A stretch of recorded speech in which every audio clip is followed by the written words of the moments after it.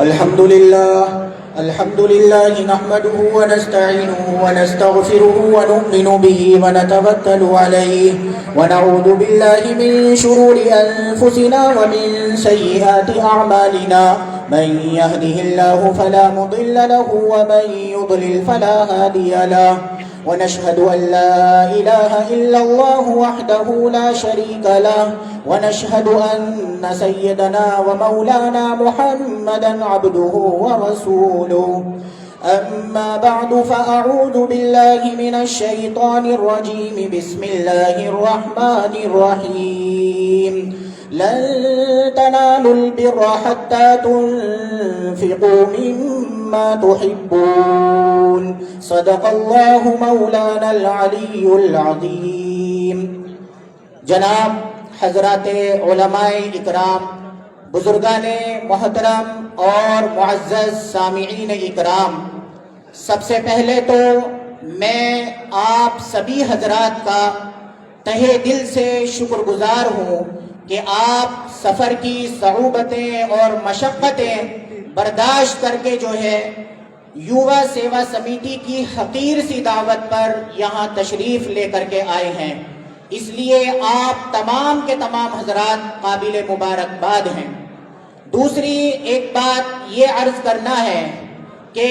اس وقت جو ہم اور آپ اس وقت میں یہاں جمع ہوئے ہیں، تمام کے تمام حضرات اس بات کو بخوبی جانتے ہیں کہ آئے دن حکومت جو ہے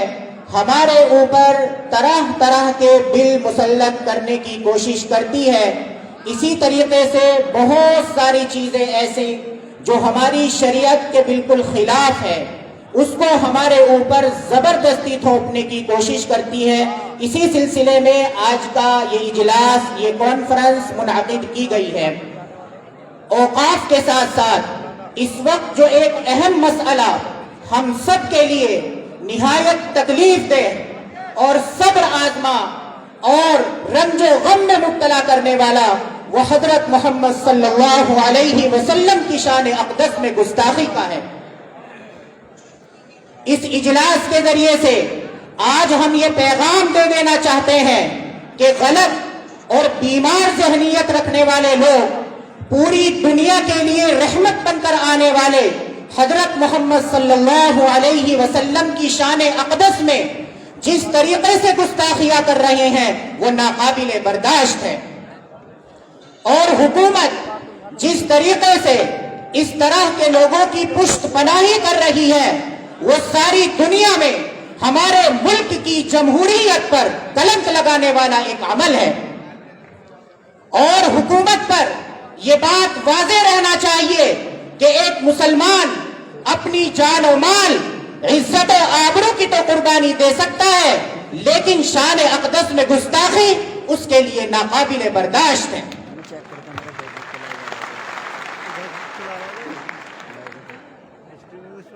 شان رسالت میں گستاخی ظاہر سی بات ہے کہ ہم اور آپ میں اس وقت میں دو اہم مدوں کے لیے جمع ہوئے ہیں: تحفظ ناموس رسالت اور تحفظ اوقاف. شان رسالت میں اگر گستاخی کی جائے گی، ذات اقدس سے جڑے ہوئے نبی علیہ السلام کی ذات اقدس سے جڑے ہوئے تمام معاملات ہمارے لیے ایسے جذباتی ہیں کہ ایک مسلمان اس سلسلے میں اپنی جان دے بھی سکتا ہے اور جان لے بھی سکتا ہے. تحفظ اوقاف کے سلسلے میں ہم کو نعرہ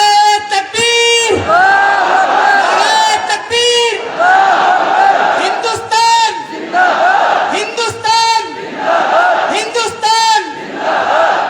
اوقاف کی حفاظت ہو یا توہین رسالت کا معاملہ ہو یا دیگر معاملات و مسائل ہو، ہمیں اس سلسلے میں یہ بات ہمیشہ ذہن میں رکھنا چاہیے کہ ہم اپنے حقوق کے حصول کے لیے، اوقاف کی حفاظت کے لیے ہمیں ہر وقت ہوشیار، بیدار اور تیار رہنا چاہیے. خوف و ہراس کے ساتھ جینے والی قومیں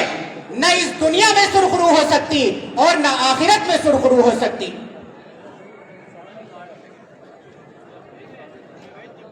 عام طریقے پر دنیا میں کوئی بھی مطالبہ اس لیے نہیں مانا جاتا کہ وہ مطالبہ کتنا معقول ہے یا کتنا غیر معقول ہے، بلکہ دنیا یہ دیکھتی ہے کہ اس مطالبے کے پیچھے افراد کی مقدار کتنی ہے۔ دنیا یہ دیکھتی ہے کہ مطالبہ منوانے کی صلاحیت مطالبہ کرنے والوں کے اندر ہے یا نہیں ہے۔ ہم اور آپ اگر اس ملک کے اندر عزت و سرفرازی کے ساتھ جینا چاہتے ہیں تو ہم کو یہ بتانا ہوگا کہ ہم اپنے حقوق کے حصول کے لیے زندہ ہیں اور ہم اپنے حقوق کے حصول کے لیے ہر طرح کی قربانی دینے کے لیے تیار ہیں۔ اگر آپ نے یہ احساس دلایا تو آپ کو آپ کے حقوق ملیں گے، اور اگر آپ نے خوف کا راستہ اپنایا، بزدلی کا راستہ اپنایا، تو دنیا کی کوئی طاقت آپ کو آپ کا حق نہیں دلا سکتی۔ اوقاف خالصتاً مذہبی اور شرعی معاملہ ہے۔ اوقاف قرآن کریم کی آیات اور اللہ کے پیغمبر جناب رسول اللہ صلی اللہ تعالی علیہ وسلم کی روایات سے جڑا ہوا ہے۔ ہمارے بڑے بزرگوں نے اپنے مال اور جائیداد کو اللہ تبارک و تعالی کے لیے وقف کیا ہے، اور یہی جائیدادیں جو پورے ملک کے طول و عرض میں بکھری ہوئی ہیں وہ انفاق فی سبیل اللہ کے جذبے کا اظہار ہے۔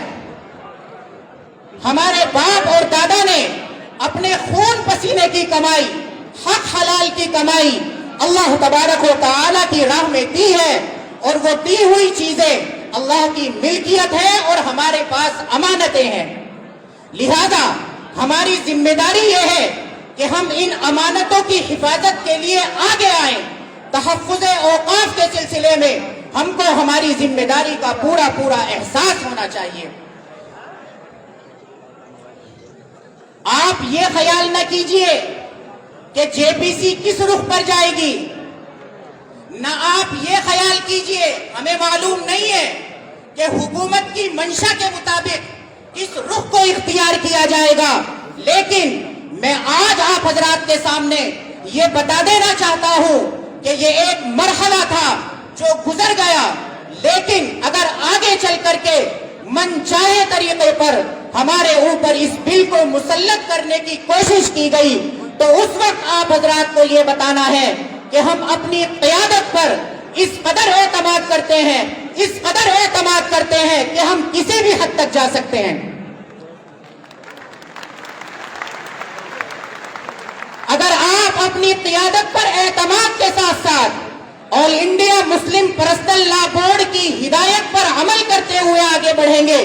تو انشاءاللہ تعالی ہر مسئلے کا حل ہوگا۔ حالات ایک جیسے نہیں رہیں گے، حالات ضرور بدلیں گے۔ تحفظ اوقاف کے سلسلے میں ہمارے بزرگ، ہمارے اکابر، ہماری قیادت جو ہمیں لائن بتائے اس لائن کے اوپر ہمیں چلنا ہے، اور حکومت پر ہمیں یہ بات واضح کر دینا ہے کہ کسی بھی قیمت پر ہم اس سیاہ بل کو قبول نہیں کریں گے۔ اس لیے کہ اگر اس بل کو قبول کر لیا گیا تو آپ کی ہر مسجد، ہر مدرسہ، ہر قبرستان، ہر عیدگاہ، ہر امام باڑہ اور اسی طریقے سے ہر درگاہ خطرے میں نظر آئے گی، اور ظالموں کو اپنی منمانی کرنے کا موقع ملے گا۔ اس لیے میں آپ حضرات کے سامنے اخیر میں یہ بات عرض کر دینا چاہتا ہوں کہ میں اور آپ آج یہاں سے جب جائیں گے تو یہ پیغام دے کر کے ہم حکومت کو جائیں گے کہ چاہے دنیا ادھر سے ادھر ہو جائے،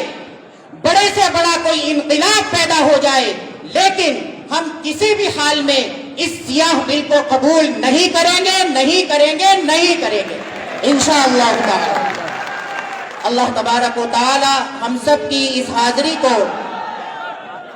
اور ہمارے جو اکابرین ابھی تشریف لانے والے ہیں ان کے آنے کو بے حد قبول فرمائے، اور ہمارے آج کے اس پروگرام کو باری تعالی بے انتہا مقبولیت سے نوازے۔ آمین۔ وآخر دعوانا ان الحمدللہ رب العالمین۔